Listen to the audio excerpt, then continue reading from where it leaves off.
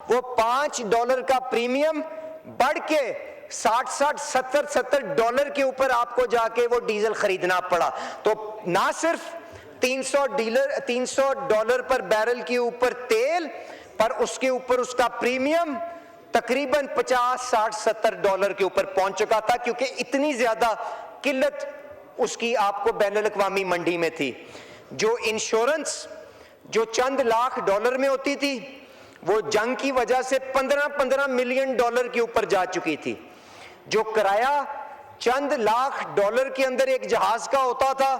وہ $2 ملین کے اوپر جہاز آپ کو انتظام کرنا پڑا. اس کے علاوہ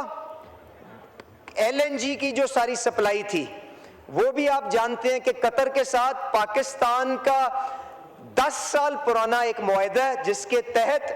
ساری کی ساری LNG آپ کی قطر سے آتی ہے. تو اس کا جب ہرمز کے اندر جب یہ پرابلم آئی، قطر نے فورس میجور ڈکلیئر کیا، تو وہ سپلائی ساری چند دنوں کے اندر آپ کی ہوا میں اڑ گئی اور آپ کے پاس اس کا متبادل کوئی انتظام موجود نہیں تھا. تو اس کے اندر جو پھر اقدامات گیس کو لانے کے لیے اور عوام کو اس تکلیف سے انسولیٹ کرنے کے لیے جو مشاورت کا سلسلہ شروع ہوا، جس کے اندر وزیر خزانہ صاحب، میں ایک صوبے کے وزیر اعلیٰ کے پاس حاضر ہوئے، ان کو ان ساری ایشوز کے اوپر پوری آگاہی دی. ان کے مشورے کے ساتھ پھر پریزیڈنٹ آصف علی زرداری صاحب کو گزارش کی گئی کہ پوری ریاست کے اداروں کو آپ نے اپنے پاس اکٹھا کریں، یہ سارے حقائق ان کے سامنے پیش کریں، اور مشاورت کے ساتھ پھر یہ طے کریں کہ کون سا رستہ پاکستان کو آگے طے کرنا ہے اور کس طرح سے اس نظام کو آگے لے کے جانا ہے. کیا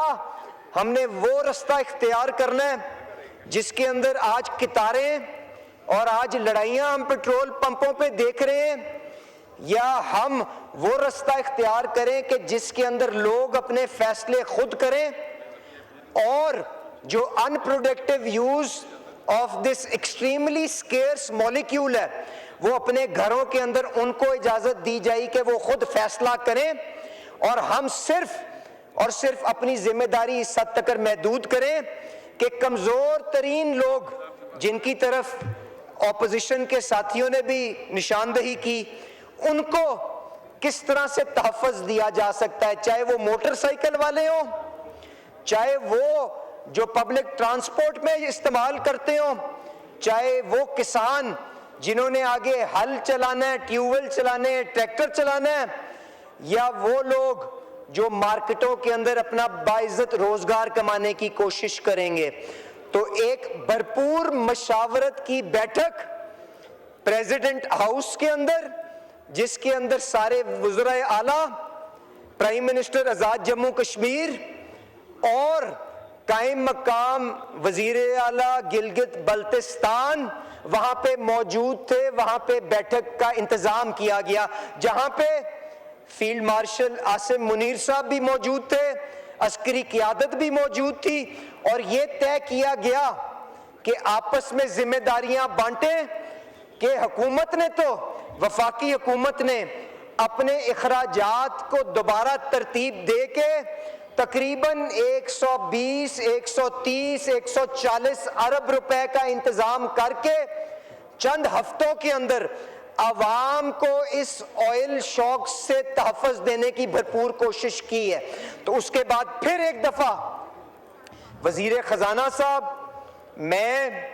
سردار اویس لغاری صاحب، ہم جنید انوار صاحب،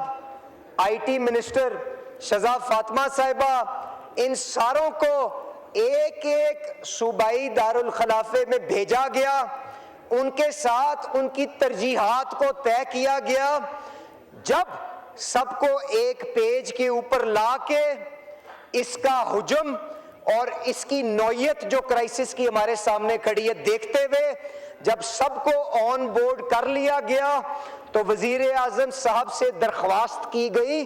کہ آپ ساری قومی قیادت کو اکٹھا کر کے وہاں پہ عوام کے سامنے ان فیصلوں کو حتمی شکل دے کے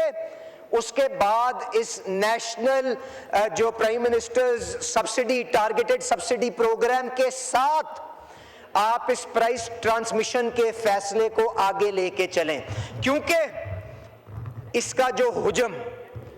جو تھا وہ میں نے آپ سے اس کی طرف آپ کو اشارہ کیا کہ تقریباً 50-60 ارب ہفتے کا پہنچ چکا تھا، اور اس کا زیادہ فائدہ صاحب حیثیت لوگ اٹھا رہے تھے، کیونکہ بلینکٹ سبسڈی میں جو جتنا تیل خریدے گا اس کو اتنا زیادہ ریاست کے جو یہ وسائل ہیں اس کے اوپر اس کا زیادہ اس کی ڈیمانڈ تھی۔ تو یہ فیصلہ کیا گیا کہ یہ قطعاً مناسب نہیں ہے کہ جب آپ ایک IMF پروگرام کے اندر آپ اپنی معیشت کو استحکام دینا چاہتے ہیں، اس کو ایک جامع اور پائیدار ترقی کے سفر پہ ڈالنا چاہتے ہیں، تو آپ اس حجم کو سکیڑ کے آپ صرف کمزور لوگوں کو پروٹیکٹ کرنے کی کوشش کریں، اور اس حجم کو جو شاید مہینے کا 200-300 ارب پہنچ چکا تھا، صوبوں کے ساتھ مل کے اس کو اس کے 10ویں حصے پہ لا کے وہ موٹر سائیکل والا، وہ تندور والا، وہ دکان والا، جس کو جس قسم کے مرضی حالات و حکومت کو تحفظ دینا چاہیے، اس کی طرف اپنے سارے جو وسائل ہیں ان کا رخ کریں۔ سبسکرائب کریں اور بیل دبائیں تاکہ کوئی خبر رہ نہ جائے۔